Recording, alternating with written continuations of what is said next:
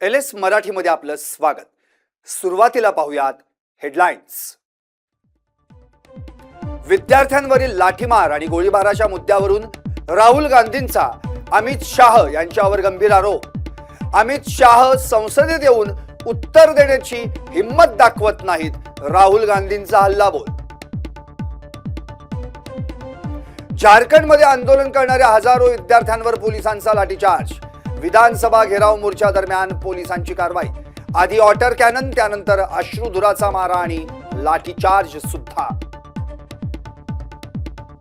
झारखंड लोकसेवा आयोगाच्या माजी अध्यक्षांना अटक। विद्यार्थ्यांच्या आंदोलनावेळी जेपीएससी माजी अध्यक्ष एल खियांगते यांना अटक। आयोगाच्या 3 सदस्यांनी राजीनामे दिल्याची माहिती। 2047 पर्यंत भारत विकसित देश होणार। स्वातंत्र्य दिनाच्या पार्श्वभूमीवर भाजपची परळीत तिरंगा रॅली। हातात तिरंगा घेऊन फडणवीस सहभागी। विद्यार्थ्यांवर लाठीचार्ज केला तेव्हा तिरंगा आठवला नाही का? वरळीतील भाजपच्या तिरंगा रॅलीवर आदित्य ठाकरेंची टीका।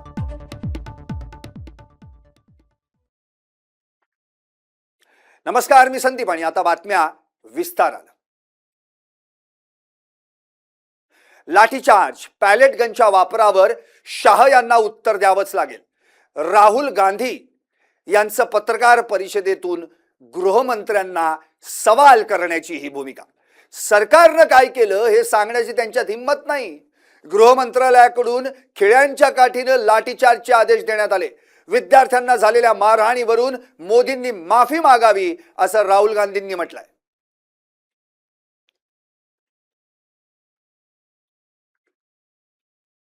नहीं, मैं हिंदी में बता देता हूँ, रिपीट कर देता हूँ। तो देखिए, शुरुआत में 15 दिन पहले हमारी पोजीशन थी कि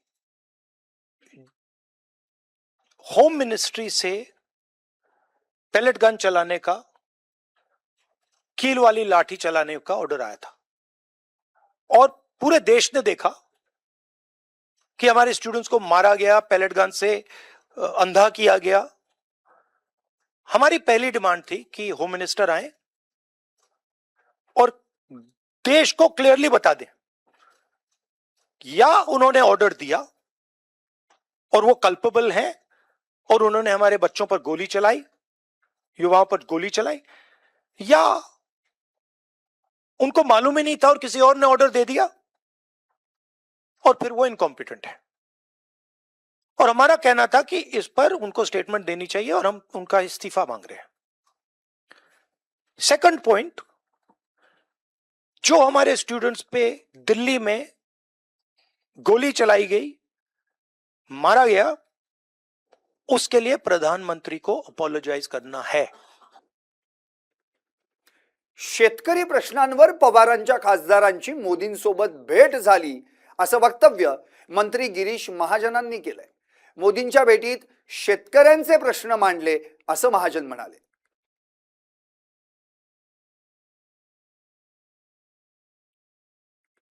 भेटून गेलेले होते माननीय मोदीजींना, त्यात त्यांची काय चर्चा झालेली आहे याची कुठली कल्पना मला तरी या ठिकाणी नाहीये। त्यामुळे काहीतरी सांगणं असं वेगळंच जे मला माहित नाही ते फार उचित होणार। शिंदे साहेब आमच्या सोबतच आहेत। शिंदे साहेब काय वेगळे आहेत का? ते आमच्या बरोबर महायुतीचे घटक आहेत, प्रमुख घटक आहेत, आणि त्यामुळे त्यांचे खासदार भेटले तर त्यात वावगं काय? ते भेटतीलच। राष्ट्रवादीचे भेटतील, अजितदादा गटाचे, शिंदे साहेबांचे खासदार भेटतील, त्यांच्या अडचणी मांडतील। आमचे शेती पंतप्रधान आहेत, सगळे एकत्रितपणे जाऊन ते आमचे घटक पक्ष आहेत, त्यांनी जाऊन विषय काही मांडला असेल तर वावगं काय? तर ते चुकीचं काही असं वाटतच नाही मला। अकोले तालुक्यात जागतिक आदिवासी दिनानिमित्त शिंदे सेनेनं जोरदार शक्ती प्रदर्शन केलं। मात्र गृहराज्यमंत्री योगेश कदम यांचं भाषण सुरू असतानाच महायुतीचे राष्ट्रवादीचे आमदार किरण लहामटे यांची रॅली सुरू होती। त्यावेळी अचानक डीजेचा आवाज वाढवण्यात आला। त्यावरून योगेश कदम यांनी नाव न घेता आमदार लहामटे यांना इशारा दिला। निवडणुकीच्या वेळी कुणाचा आवाज कसा दाबायचा हे आम्हाला चांगलं माहिती आहे असं म्हणत कदमांनी आक्रमक भूमिका घेतली। यावरून अकोले तालुक्यात महायुतीत राष्ट्रवादी विरुद्ध शिवसेना असा संघर्ष पाहायला मिळाला।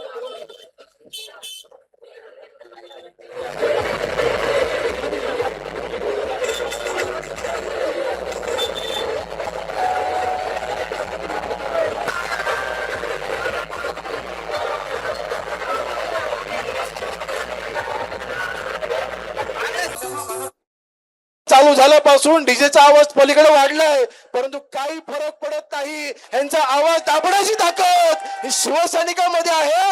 याच्या डीजेच्या आवाजाने आम्हाला काही फरक पडत नाही, काही फरक पडत नाही.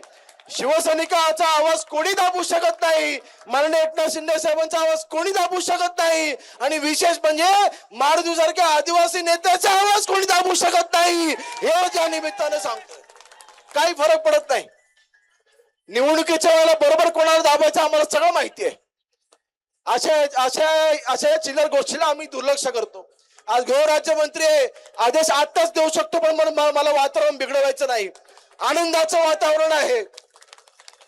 सर्व आदिवासी बांधव आमचे आज दिवस हा साजरा करतायत. मला या दिवसाला कुठेही गालगट लागू द्यायचं नाही. आज मंत्री म्हणून माझी ती जबाबदारी आहे. म्हणून जे काय करतात करू द्यात, काय फरक पडत नाही.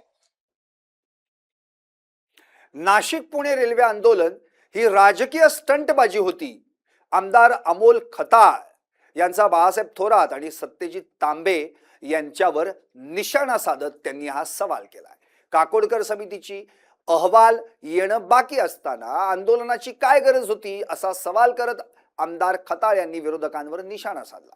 आमदार अमोल खताळ यांच्याशी बातचीत केली आमचे प्रतिनिधी अमोल मतकर यांनी. नाशिक रेल्वेसाठी काल संगमनेरसह विविध ठिकाणी पुन्हा नाशिक महामार्गावरती चक्काजाम आंदोलन करण्यात आलं. आणि हे चक्काजाम आंदोलन जे आहे ते सत्यजित तांबे आणि बाळासाहेब थोरात यांच्या माध्यमातून सगळ्या ठिकाणी हे चक्काजाम आंदोलन करण्यात आलं होतं.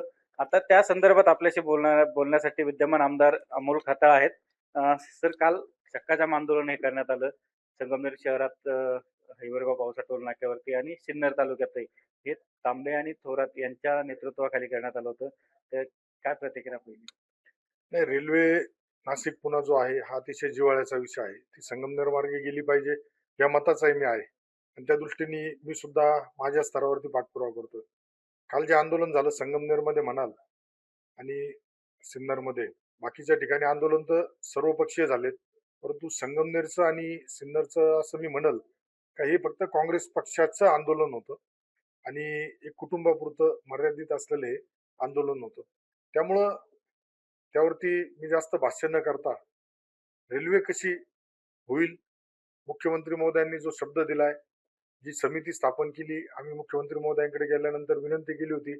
त्यामध्ये नाशिकचे लोकप्रतिनिधी होते, अहिल्यानगरचे होते, पुणे जिल्ह्याचे होते, आणि एक बैठक झाल्यानंतर मुख्यमंत्री महोदयांनी सांगितलं होतं का ज्यामुळं ही प्रकल्प आज थंड झालाय किंवा ज्याबाबत विविध चर्चा येत आहे, तर त्या प्रकल्पाला पुनर्जीवन करण्यासाठी एक जीएमआरटीची अडचण होती. तर त्या संदर्भात एक समिती अनिल काकोडकर साहेबांच्या अध्यक्षतेखाली रेल्वे विभागाचे अधिकारी, नाशिकचे आयुक्त, पुण्याचे आयुक्त, विभाग आयुक्त यांची एक समिती स्थापन झाली. त्याचा 60 दिवसामध्ये अहवाल येणार आहे. त्यामुळं अहवाल येईपर्यंत तरी आपण थांबणं गरजेचं आहे, कारण राज्याचा प्रमुख आपल्याला जर एखादा शब्द देत असेल तर निश्चितच मला वाटतं की आपण काही काळ थांबायला पाहिजे.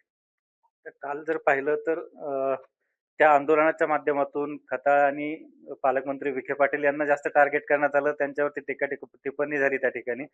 तर या काय वाटतं त्याच्यावर? हे कालचं मी सांगितलं, हे काँग्रेस पक्षाचं नाही, एका कुटुंबाचं आंदोलन होतं. पराभवानंतर प्रचंड वैफल्य आलंय, प्रचंड व्यथित झालेला माणूस आहे. त्यामुळं कुठंतरी रेल्वेच्या आंदोलनावरती, रेल्वे संदर्भात सकारात्मकतेने आपल्याला पुढे काय करता येईल, कसं करता येईल यावरती त्या आंदोलनात चर्चा होणं अपेक्षित होतं. आमदाराला अपशब्द वापरून, पालकमंत्र्यांना अपशब्द वापरून किंवा सरकारच्या विरोधात टीका टिप्पणी करून अशा पद्धतीने तुम्ही 4 कार्यकर्त्यांना प्रोत्साहन देऊ शकता. 4 कार्यकर्त्यांना वाटू शकतं आहे आपला नेता अजून आहे, परंतु याच्यामध्ये दुर्दैवाने अशा पद्धतीने टीका टिप्पणी होणं मला अपेक्षित नव्हतं. ज्या पद्धतीने आज मनसरला आंदोलन झालं, आळेफाट्याला झालं, तिथं कुठल्याही लोकप्रतिनिधी ह्या आंदोलन करताना एक त्याची शिस्त पाळली होती, परंतु दुर्दैवाने संगमनेरमध्ये हे पाळण्यात आलं नाही. त्यामुळं मला माझ्या स्तरावरती मी राज्याच्या प्रमुखांचा शब्द जो दिलाय, त्यांनी जी समिती स्थापन झाली, 60 दिवसानंतर तिचा जो अहवाल येईल, तो अहवाल आल्यानंतर तो अहवाल जर सकारात्मक आला तर आम्ही त्याचं स्वागत करणार आहे. परंतु जर तो नकारात्मक आला तर निश्चित याच्यापेक्षा मोठं आंदोलन लोकशाही मार्गाने जे आंदोलन करता येतील ते करण्याचा माझा प्रयत्न राहणार. आणि आता पाहूयात नेहमीच झुंपणारा दोघांमधला वाद, म्हणजेच कोण, जरांगे वर्सेस वाघमारे. स्वतःचे कारनामे झाकण्यासाठी जरांगेंचा हा कांगावा आहे असं ओबीसी आंदोलक नवनाथ वाघमारे यांनी म्हटलंय. ओबीसी मराठा संघर्ष निर्माण झाल्यास सामंत, लाड जबाबदार असतील असंही वाघमारेंनी म्हटलंय. नवनाथ वाघमारेंची जरांगे, सामंत आणि प्रसाद लाड यांच्यावरही जहरी टीका. शिंदेचं अस्तित्व कमी करण्यासाठी जरांगेंना ताकद दिली आहे असं देखील नवनाथ वाघमारेंनी म्हटलंय.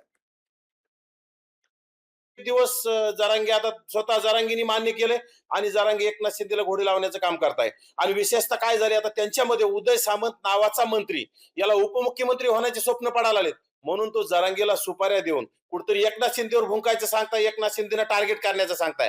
आणि मला तर वाटतं लवकरच उदय सामंत हे भाजपवाशी झालेले सुद्धा तुम्हाला पाहायला मिळतील, कारण की उपमुख्यमंत्री होण्याचं स्वप्न त्यांना अतिशय दररोज पडायला लागले. आणि दुसरा तो झाडो पोचा करणारा आमदार प्रसाद लाड, याला मंत्रिपदाचे स्वप्न पडाले. त्याच्यामुळे त्यांनी मुख्यमंत्र्यावर टीका केली जरांगेनी काय आणि कोणावर टीका केली काय. जरांगेला रसद द्यायची आणि चर्चेत राहायचं आणि जरांगेच्या संपर्कात राहायचं आणि कुठतरी स्वतःला मंत्रिपद मिळवण्यासाठी सातत्यानं प्रयत्नशील प्रसाद लाड दिसतात. आणि तिसरा विषय जो चंद्रशेखर बावनकुळे यांच्या वर्णावर दिसण्यावर जे त्यांनी भाष्य केले भिकार चोटाने, आता ह्या भिकार चोटाचा जर आपण म्हटलं ना तर त्याला माकडाची उपमा दिली तर माकडाचा अपमान होईल. म्हणजे तमाशातला ते खुळखुळा वाजून येणार नसतो का तो, किंवा त्या जुने जे गावरान तमाशे त्याच्यातला बत्ताशा, तशा प्रकारे दिसतं हे निवळ बियाणं. एकदम समजा माणूस म्हणलं तरी आपल्याला हसू येतंय आणि लेडीज म्हणलं तरी हसू येतंय. नेमकं काय आहे, परंतु मला ह्या मराठा समाजाचीच कीव येते की ह्या भिकार चोट आणि निव्वळ कुठतरी माकडापेक्षा बेहतर दिसणार, माकड कुपोषित माकडासारख्या दिसणाऱ्याला एवढं डोक्यावर का घेतलंय, कुठला अभ्यास नाही, काही नाही. आणि इतकं त्याला डोक्यावर घेऊन कुठतरी त्याचं ऐकून राज्य सरकारला टार्गेट, समजा ओबीसीना टार्गेट, जे मराठा ओबीसी समाज गेल्या अनेक वर्षापासून छोट्या मोठ्या भावाप्रमाणे एकत्र नांदत होता, त्या भिकार चोटामुळे कुठतरी द्वेष निर्माण झालाय. आणि मराठा समाजामध्ये अनेक विद्वान लोक आहेत ना, त्यांना समोर करण्याऐवजी ह्या बिनडोकाला का करतात, हे खरं तर मराठा समाजाने आता आत्मपरीक्षण करावं. मराठा समाजाने जरांगेच्या माध्यमातून आपण काय मिळवलंय याचा सुद्धा अभ्यास करण्याची वेळ आलेली आहे. हेडलाईन्स आणि सविस्तर बातम्यांनंतर आता पाहूयात काही वेगवान घडामोडी. स्मार्ट मीटर विरोधात मालवण वायरी ग्रामस्थ आक्रमक. महावितरणच्या कार्यालयात ग्रामस्थांची धडक. दुप्पट तिप्पट बिले येत असल्याची ग्रामस्थांची तक्रार. रत्नागिरी जिल्ह्यातून पावसाचा लपंडाव सुरू. सापूच तेळे, खानवली, वाडी लिंबू, वागरट या भागात जोरदार पावसाची हजेरी.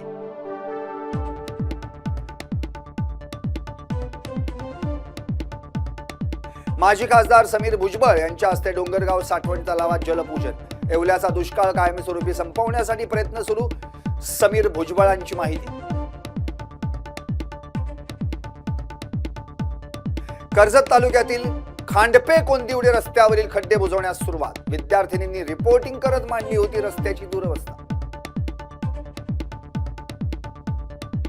नंदुरबारमध्ये स्थानिक गुन्हे शाखेची मोठी कारवाई. 1,28,000 लिटर बायो डिझेलची अवैध वाहतूक करणारे 3 टँकर जप्त. 2,17,70,000 मुद्देमाल हस्तगत. जालन्यात चंदनझिरा पोलिसांची मोठी कारवाई. बेकायदा शस्त्र विक्रीचा पर्दाफाश. 1,34,000 मुद्देमाल जप्त. बीडचे खासदार बजरंग सोनावणे यांनी घेतली पंतप्रधान नरेंद्र मोदींची भेट. भेटीमध्ये अमोल कोल्हे, सुप्रिया सुळे आदी उपस्थित. निजामपुरा पोलीस ठाण्याच्या वतीनं अंमली पदार्थांविरोधात भिवंडीत जनजागृती. अंमली पदार्थांच्या सेवनापासून युवकांनी दूर राहण्याचं पोलिसांचं आवाहन. जालन्यातील परतूरमध्ये हर घर तिरंगा रॅली. रॅलीत तब्बल 10 ते 12,000 नागरिकांचा सहभाग. रॅलीत आत्मनिर्भर भारत घडवण्याचा संकल्प. जालन्यात लाल बावटा संघटनेचं जेल भरो आंदोलन. कामगार विरोधी 4ही श्रमसंहिता रद्द करण्याची आंदोलनकर्त्यांची मागणी. या व आणखी काही विशेष महत्त्वपूर्ण घडामोडींसाठी पाहत रहा LS मराठी.